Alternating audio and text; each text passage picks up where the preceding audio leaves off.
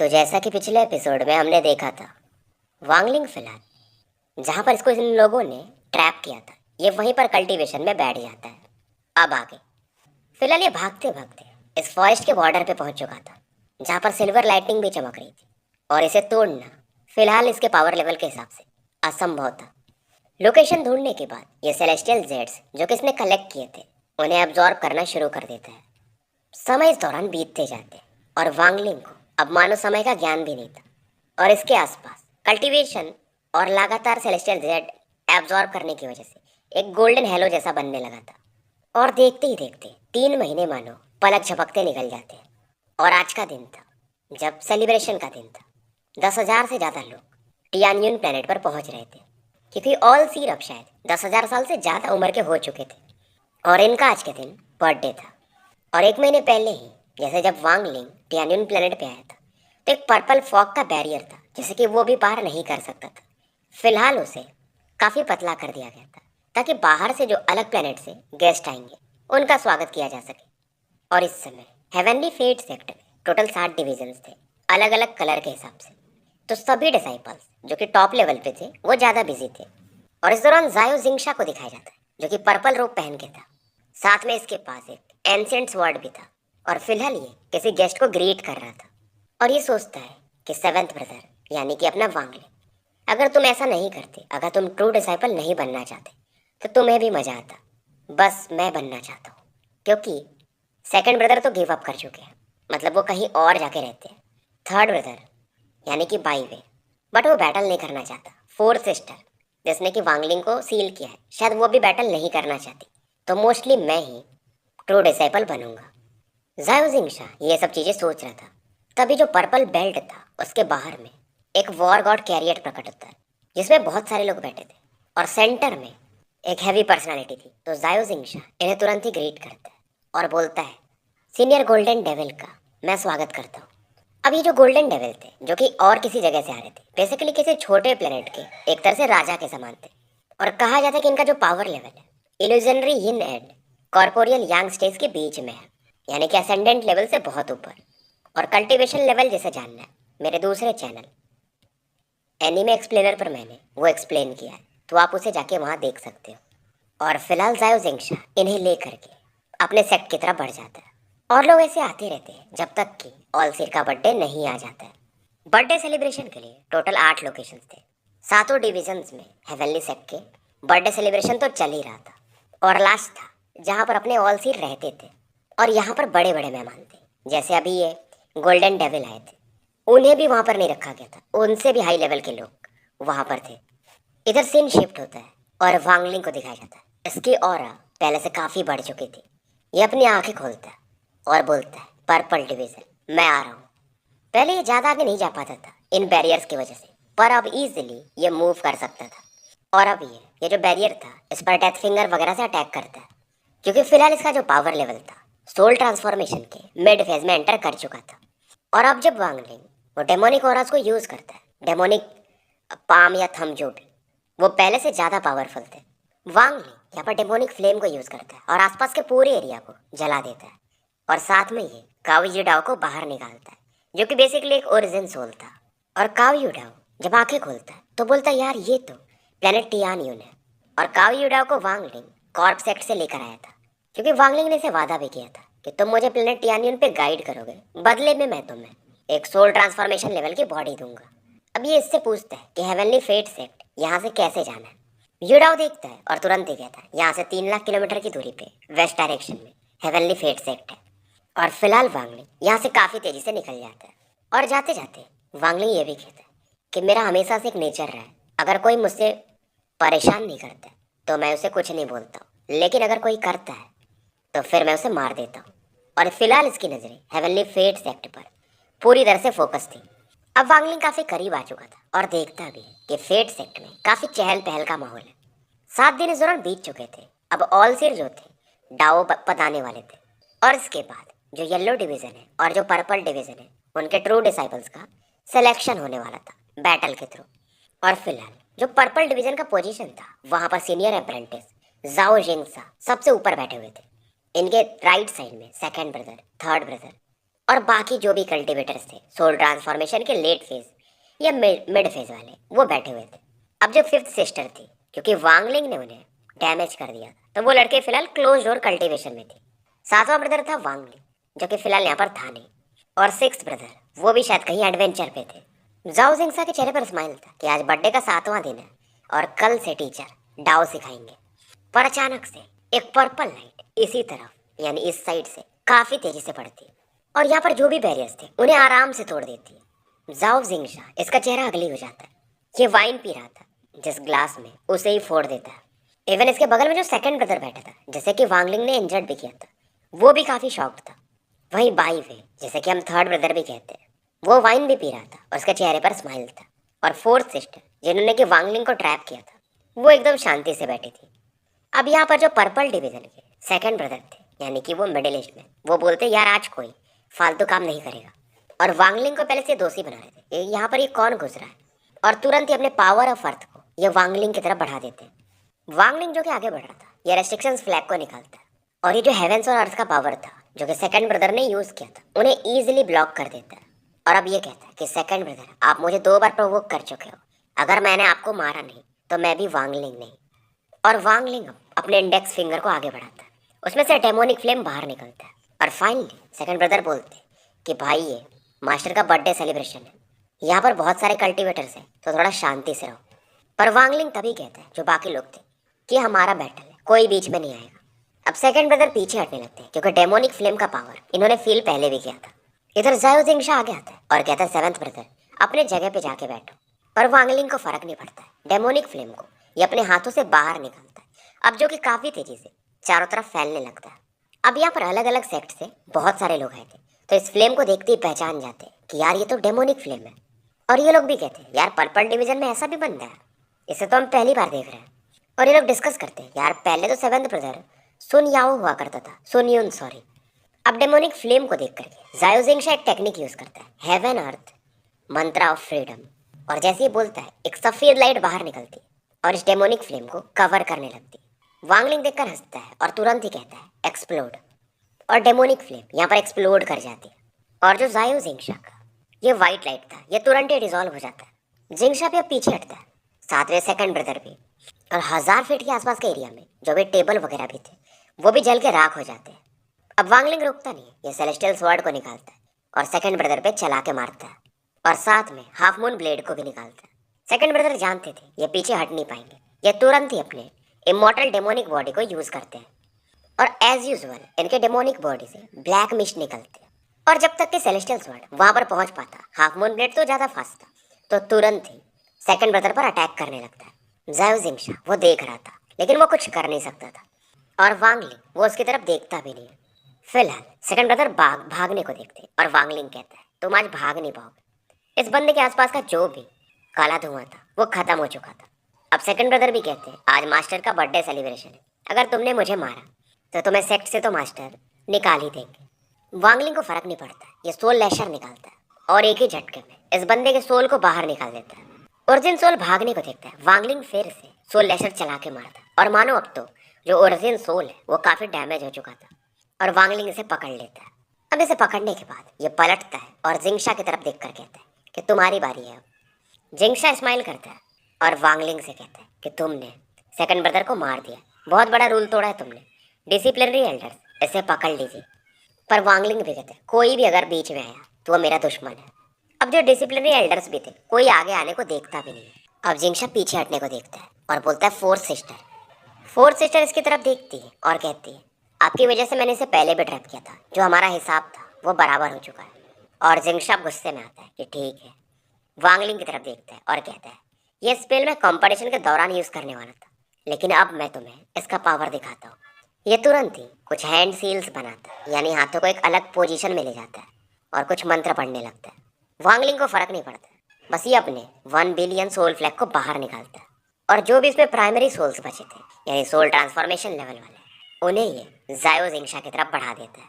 साथ में वांगलिंग बीच ट्रैप को भी निकालता है।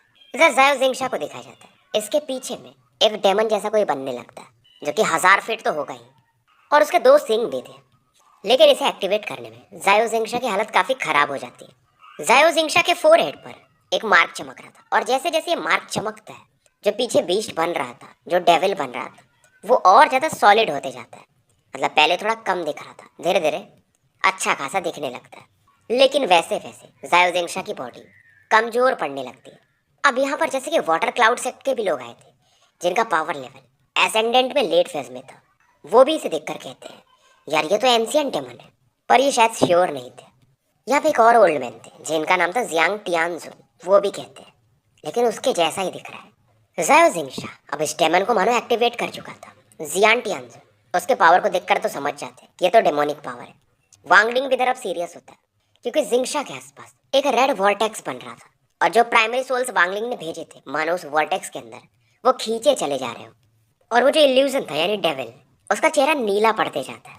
अब वांगलिंग सोल फ्लैग को निकालता है, और तुरंत ही ये जो प्राइमरी सोल्स थे इन्हें खींच लेता है। उधर वो डेविल अपनी आंखें खोल चुका था और एक दहाड़ मारता है, और ऐसी नजर वांगलिंग ने देखा है हेवेंस मैसेंजर की आंखों में, जब ली मुआन को वो लेने आया था। इधर जायो जिंगशा, इसकी बॉडी पर तो इसका कंट्रोल भी नहीं था। उधर वो डेमन वांगलिंग की तरफ छलांग मारता है। वांगलिंग पीछे हटता है और वॉर गॉड कैरियट को अपने पाम से हिट करता है, और तुरंत ही स्पिरिट बीस्ट अब बाहर निकलने लगता है। और फिलहाल स्पिरिट बीस्ट उस डेमन की तरफ बढ़ जाता है। अब ये जो स्पिरिट बीस्ट था, मानो इतना खतरनाक था कि सीधा डेमन की बॉडी में ही घुस जाता है। अब डेमन अपने हाथ को अपने चेस्ट की तरफ बढ़ाता है, ताकि स्पिरिट बीस्ट को बाहर निकाल सके। मानो स्पिरिट बीस्ट इसे डिवोर करना चाहता हो।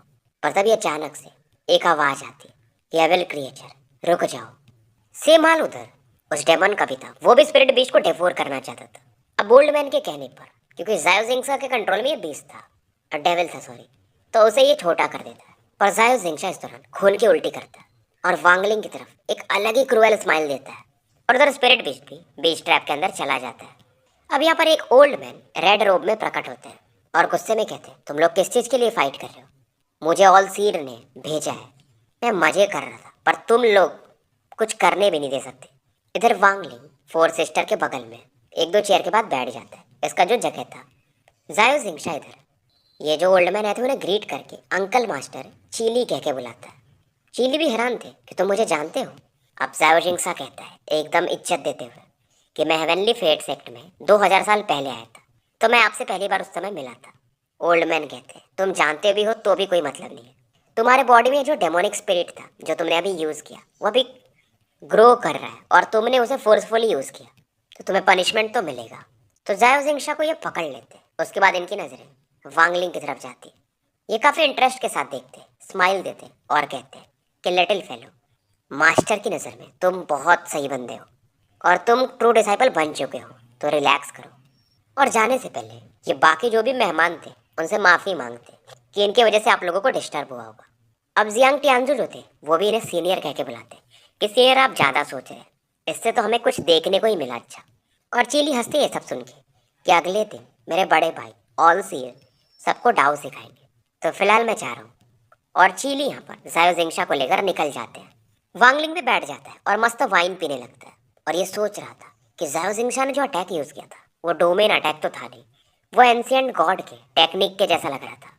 और ये ओल्ड मैन चीली ने भी कहा कि डेमन स्पिरिट था, जिसे जायो जिंगशा लगातार यूज़ नहीं कर सकता। वांगलिंग इधर शांत हो जाता है, और इसे लगता है कि अब प्लेनेट टियानयुन पर भी इसकी पकड़ बन रही है, तो दोस्त बनाने में भी क्या बुराई है। फिलहाल रात का समय हो जाता है, और वांगलिंग जियांग टियानजुन वगैरह के साथ भी पीता है। और फाइनली अब इसकी नज़रें फोर्थ सिस्टर की तरफ बढ़ती है, और ये इनसे कहता है तुरंत ही कि फोर्थ सिस्टर, क्या आप मुझे वो टेक्निक सिखा सकती हो जो आपने वो टेलीपोर्टेशन यूज़ किया था और मुझे सीधा लाख किलोमीटर की दूरी पे ले गए थे।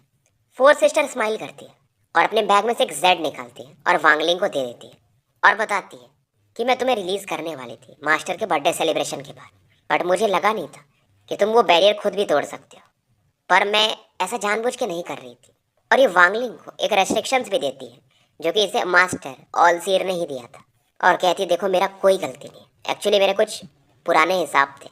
और वांगलिंग भी बुरा नहीं मानता, क्योंकि इस लड़की ने बस वांगलिंग को सील किया था, इसको बिल्कुल भी हार्म नहीं किया था। वही बाई वे स्माइल करता है कि सेवेंथ ब्रदर, तो आप ट्रू डिसाइपल बन चुके हो, तो पहले से ही क्यों ना हम सेलिब्रेट करें। वांगलिंग को सोचता है थोड़ा बहुत मजा करने के बाद, ये बोलता है मुझे कुछ काम है तो जाना पड़ेगा, और वांगलिंग यहाँ से निकल जाता है। अब इसके जाने के बाद बाईवे और फोर्थ सिस्टर थोड़ा बहुत बात करते हैं, पर बाईवे इस दौरान कहता है यार मास्टर गजब ही आदमी है, इन्होंने सीनियर ब्रदर के अंदर डेमन सीड डाल दिया, यानी ये जायजिंगशा के बारे में सोच रहा था, तो उनका पावर लेवल जल्दी रिकवर कर जाएगा। तो मैं अपना बदला कैसे ले पाऊंगा? इधर वांगलिंग अंदर जाने के बाद अपने पर्पल फॉरेस्ट पवेलियन में फोर सिस्टर ने इसे जो जेड दिया था उसे ये पढ़ने लगता है। टेलीपोर्टेशन इसे समझ में आ चुका था। और अब कहाँ पर टेलीपोर्ट करना चाहते हो? आप अपने डिवाइन सेंस से पहले उस लोकेशन को लॉक करो और तुरंत ही वहाँ पे टेलीपोर्ट कर सकते हो। और वांगलिंग इस टेक्निक को यूज करता है, सीधा 50,000 किलोमीटर की दूरी पे यह प्रकट होता है। और इसके हिसाब से एसेंडेंट लेवल के कल्टीवेटर शायद इतना दूरी तक टेलीपोर्ट कर पाते होंगे। अब वांगलिंग रेस्ट्रिक्शंस को पढ़ना शुरू करता है। और ये जो रेस्ट्रिक्शंस था ऑल सीयर ने शायद बनाया था लो क्वालिटी के सेलेस्टियल स्पेल्स के थ्रू, जैसे कि 9 साइकिल सेलेस्टियल रिफाइनिंग टैक्टिक कहा जाता है। और वांगलिंग पहले से सावधानी से पढ़ता है, क्योंकि फोर्थ सिस्टर ने ये चीज़ें इसे ईजिली कैसे दे दी थी। डाउट तो हमेशा रहता ही है, पर इसे इसमें कोई प्रॉब्लम दिखता नहीं है। और समय के साथ इसे ये चीज़ भी समझ में आने लगता है। और वांगलिंग इसके थ्रू मेटल फोर्स अब बना सकता था। तो फर्स्ट साइकिल को ये कंप्लीट कर चुका था। धीरे धीरे करके ये थर्ड साइकिल की तरफ बढ़ता है और इसकी बॉडी से इनॉर्मस अमाउंट में, यानी काफ़ी मात्रा में मेटल एनर्जी अब बाहर निकल रही थी। लेकिन इस दौरान इसके बॉडी में काफ़ी पेन भी हो रहा था, क्योंकि मेटल काफ़ी हार्ड होते हैं। तो बेसिकली ये जो 9 साइकिल सेलेस्टियल रिफाइनिंग टैक्टिक था, इससे अपने सेलेस्टियल स्पिरिचुअल एनर्जी को एक एलिमेंटल फॉर्म दे सकता था। अब वांगलिंग फिर से टेलीपोर्टेशन यूज़ करता है और पर्पल फॉरेस्ट पवेलियन तो पहुंच जाता है। हालांकि इसकी लैंडिंग अच्छी नहीं होती थी, ये कहीं पे भी ऐसा आके पट से गिर जाता था, क्योंकि फिलहाल ये इन चीज़ों को सीख रहा था। और इधर अगले दिन की सुबह हो रही थी, तो वांगलिंग भी उसी तरह पढ़ता है जहाँ पर ऑल सीर डाओ सिखाने वाले थे। और कहा ऐसा जाता है कि ऑल सीर जो है वो 10,000 साल में एक ही बार डाओ सिखाते हैं। तो बहुत सारे लोग जो कि डाओ सीखना चाहते हैं, उनके लिए बहुत सही समय था। सुबह का टाइम हो चुका था और रेड डिवीज़न वाले पहले निकलते हैं। रेड डिवीज़न में टोटल 60 डिसाइपल्स थे। सभी ने लाल रंग के रोब पहन रखे थे। अब इनके पीछे पीछे ऑरेंज सेक्ट वाले भी आते और इनके भी 7 लोग ही थे। ठीक उनके पीछे येलो डिवीज़न वाले, ग्रीन डिवीज़न, सियान और ब्लू डिवीज़न वाले थे। मतलब ये 6 डिवीजन्स पहुंच चुके थे। और पर्पल डिवीज़न भी पीछे से आ रहा था, जो कि हेवनली फेट सेक्ट में सबसे कमज़ोर माने जाते। और पर्पल डिवीज़न से टोटल बस 3 ही लोग थे। इनमें से एक था बाईवे, दूसरी थी फोर्थ सिस्टर और तीसरा था वांगलिंग। और लोग इनको अलग नज़र से देखते हैं, यानी बाकी डिवीजन्स वाले, क्योंकि ये लोग काफ़ी कमज़ोर माने जाते हैं। वांगलिंग की नज़रें बाकी डिवीजन्स के लोगों पर जाती है और ये भी हैरान था। इनमें से कुछ लोग थे जिन्हें ये जानता था, जैसे कि सीमा रूफेन, ब्लू डिवीज़न वाला, जिसने कि इसे मारने भी आया था और उसका भी पावर लेवल सोल ट्रांसफॉर्मेशन के पीक पर था। एक और बंदा था ग्रीन डिवीज़न का वांग, और ये भी हाफ स्टेप एसेंडेंट लेवल पे था। तीसरा बंदा जो था उसे भी वांगलिंग जानता था। अगर आपको याद होगा तो सेलेस्टियल रियल में चीहू की एक बंदे से फाइट हुई थी क्रिस्टल्स के लिए, बट वांगलिंग फिर वहाँ से लेके चीहू को निकल गया था। ये था वो तीसरा बंदा। और ये बंदा ऑरेंज डिवीज़न में था। इसका पोजीशन चौथा था, यानी ऑरेंज डिवीज़न का फोर्थ डिसाइपल आप इसे कह सकते हो। और ये भी वांगलिंग की तरफ देख रहा था। दोनों एक दूसरे को देखते हैं, ये वांगलिंग को पहचान जाता है और एक स्ट्रेंज स्माइल देता है। और वांगलिंग को समझ में आता है कि इस बंदे ने सेलेस्टियल रियल में अपने पावर लेवल को छिपा के रखा था। और वांगलिंग को अभी भी लगता है कि अपने कल्टीवेशन को छिपा रहा है। और इसे समझ में आता है यार हेवनली फेट सेक्ट वाले बहुत पावरफुल है। इनका एक एक डिवीज़न प्लेनेट सुजाकू को आराम से रूल कर सकता है। इवन ज़ुकुजी भी इनसे ज़्यादा पावरफुल नहीं कहे जा सकते। अब ये जो 7 डिवीजन्स के डिसाइपल तो आ जाते हैं, और उनके अलावा जो बाकी नॉर्मल डिसाइपल्स भी थे, तो बाकी नॉर्मल डिसाइपल्स भी यहाँ पर आ चुके थे। हर एक डिवीज़न के नॉर्मल डिसाइपल्स होते हैं, जैसे रेड डिवीज़न के इन 7 डिसाइपल्स के अलावा नॉर्मल डिसाइपल्स। तो वैसे ही पर्पल डिवीज़न के पीछे भी बहुत सारे डिसाइपल्स खड़े थे। अब फोर्थ सिस्टर, मतलब ये लोग वॉइस ट्रांसमिशन यूज़ कर सकते हैं, तो उससे बात करती है वांगलिंग से कि तुम देख सकते हो कि हमारा पर्पल डिवीज़न कितना पीछे है। मतलब इनकी आवाज़ में दर्द था। वांगलिंग भी कहता है बहुत पीछे है। फोर्थ सिस्टर कहती है तुम्हें पता है ऐसा क्यों है? वांगलिंग भी शांत था और बोलता है बताइए। अब ये बताती है कि जो क्योंकि पर्पल डिवीज़न में लोग अपने आप में ही फाइट करते रहते हैं और हमारे ट्रू डिसाइपल्स बदलते रहते हैं। बाकी जो डिवीजन्स हैं, जैसे तुम रेड डिवीज़न को लो ले या किसी और को, उनके जो ट्रू डिसाइपल्स हैं वो 1000 साल से वही हैं। हाँ, जब ब्रदर सुन यून थे, यानी जो 7वें डिसाइपल बने थे 100 साल पहले, तब बात थोड़ी अलग थी। और वांगलिंग इस समय देखता है यार कितने लोग आए हैं और ऑल सीयर की क्या पोजीशन है। और इस दौरान स्पेस में रेनबो कलर की लाइट चमकती है और एक ओल्ड मैन प्रकट होते हैं और सभी लोग इन्हें मास्टर्स कह के बुलाते हैं और ग्रीट करते हैं। बाकी गेस्ट भी इन्हें रेस्पेक्ट दिखा रहे थे। अब ऑल सीयर सबकी तरफ देखते हैं और फाइनली बोलते हैं कि मैं ऑल सीयर, मैं हेवेंस को थोड़ा बहुत समझ पाया, क्योंकि मैं बहुत लंबे समय से कल्टिवेट कर रहा हूँ। तो मैं उसके बारे में तुम लोगों को थोड़ा बताना चाहूँगा कि डाओ क्या चीज़ है। मेरा जो डाओ है वो हेवेंस का जो नसीब होता है, मतलब जो होना है वो तो हो के रहेगा, कुछ वैसा वाला, मैं उसे फॉलो करता हूँ। हाँ, अगर मुझसे कुछ गलती होती है तो माफ़ कर सकते हो। इस दौरान इनकी नज़र अपने किसी एक फ्रेंड पे जाती है जो कि कल्टीवेशन अलायंस से है थे, और ये बोलते हैं कि पहले ये कुछ बताएंगे। स्पेस की तरफ ये देखते हैं और सामने वहाँ से एक बंदा प्रकट होता है और गोल्डन लाइट चमक रही थी। यहाँ पर एक बंदा दिखता है जो कि मानो बस 40 साल का ही होगा, और एक अलग ही प्रेशर इसके बॉडी से फील किया जा सकता था। अब इस बंदे ने पर्पल रोब पहना था, इसके शोल्डर पर भी कुछ जैसे पुलिस में 3 स्टार्स होते हैं, कुछ वैसा था। अब इस बंदे को देखकर ऑलसीर स्माइल करते हैं कि एल्डरसन तो आप आए हैं, और ऑलसीर भी इन्हें ग्रीट करते हैं, और आपने अपना एक अवतार भेजा है, मैं काफ़ी अच्छा फील कर रहा हूँ। मिडिल एज मैन को फ़र्क नहीं पड़ता, ऑलसीर बोलते तो हैं पर इनके पास नहीं जाते। और फाइनली वो बंदा भी बोलता है कि ओल्ड मैन ऑलसीर, मैं क्यों नहीं आऊँगा भाई, आपका 10,000 साल में, मतलब उससे भी ज़्यादा वाला बर्थडे है। और एक फ्लाइंग स्वॉर्ड ये ऑलसीर की तरफ बढ़ा देते कि मैं थोड़ा जल्दी में है, तो मैं बस एक मिड क्वालिटी का सेलेस्टियल ट्रेजर आपके लिए ला पाया। ऑलसीर इस तलवार को देखते हैं और येलो डिवीज़न का जो फर्स्ट पर्सन था, यानी फर्स्ट सीनियर जो भी आप बोलो, उनकी तरफ ये इस तलवार को उछाल देते कि मैं तुम्हें एक गिफ्ट कर रहा हूँ। उस बंदे का नाम था कुनपेंग जी। कुनपेंग जी भी अपने मास्टर को थैंक्स बोलते, और ये जो मिडिल एज मैन आए थे ये भी बोलते कि ऑलसीर तुम्हारा एटीट्यूड बिल्कुल भी नहीं बदला है। ऑलसीर भी कुछ कहते नहीं है, और फिलहाल अब सभी की तरफ देख कर कहते हैं कि मैं जो तुम्हें डाओ सिखाने वाला हूँ इसे हेवेंस फेट कहते हैं, और अगर किसी को इसमें डाउट है, अगर कोई डिबेट करना चाहता है तो कर सकता है। ऑलसीर अब बैठ जाते हैं और इनके आसपास बादल को देखा जा सकता था, और ये जो मिडिल एज मैन आए थे कल्टीवेशन अलायंस से, ये भी आके बैठ चुके थे, और ये भी मानो इस डाओ को सीखना चाहते हो। और इन बंदे के ऊपर में वो जो 3 आइड सेबल था, जैसे मैं 3 स्टार बोल रहा था, वो अचानक से काफ़ी तेज़ी से ट्रैवल करता है और मानो गायब हो जाता है। और वांगलिंग की नज़रें इन्हीं पर थी कि यार इतना fast, even half moon blade भी शायद अगर अपने फुल पावर पे तो हो सकता है। और इस दौरान वो जो 3 आइड सेबल था मानो वांगलिंग के शोल्डर पे आ जाता है, और वांगलिंग एक प्रेशर फील करता है। तो स्टोरी यही समाप्त करते हैं।